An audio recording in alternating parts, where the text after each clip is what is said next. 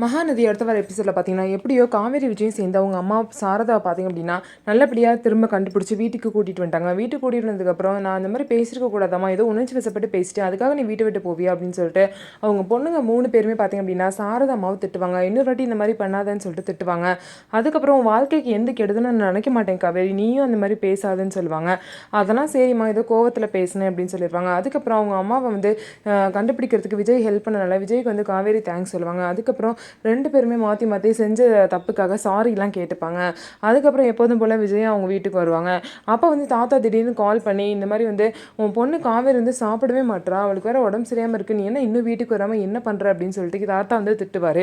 உடனே விஜய் பார்த்திங்க அப்படின்னா நான் உடனே வரேன்னு சொல்லிட்டு கிளம்புவாங்க. அதுக்கப்புறம் காவேரி என்னாச்சுன்னு சொல்லிட்டு கேட்கும்போது அவளுக்கு ஃபீவராக இருந்துச்சு, இப்போ வேறு சாப்பிட மாட்டேன்னு சொல்லிட்டு அடம் பிடிக்கிறானா அப்படின்னு சொல்லிட்டு சொல்லவும், இருங்க நானும் வரேன்னு சொல்லிட்டு பதறி அடித்து காவேரியும் விஜய் கூட அவங்க வீட்டுக்கு போகிறாங்க. அப்போ போய் பார்த்திங்க அப்படின்னா அவங்க பொண்ணு காவேரி வந்து நல்லபடியாக பார்த்துக்கிறாங்க. பார்த்துக்கிட்டது மட்டும் இல்லாமல் காவேரிக்கு வந்து கஞ்செல்லாம் வச்சு ஊட்டி விட்டு மருந்தெல்லாம் குடிக்க வைக்கிறாங்க. அதுக்கப்புறம் காவேரி பார்த்திங்க அப்படின்னா, மிஸ் நீங்கள் என் கூட இருந்தால் நான் சீக்கிரம் சரியாயிருவேன், நீங்கள் எங்கேயே இருங்கன்னு சொல்லிட்டு ரொம்ப கம்பல் பண்ணி அடம் பிடிச்சனால காவேரியும் சரி நான் இங்கேயே இருக்கேன்னு சொல்லிட்டு அவங்க பொண்ணு காவேரி கூடயே ஸ்டே பண்ணிடுறாங்க. இதை பார்த்து விஜய் வந்து ரொம்பவே சந்தோஷப்படுறாரு.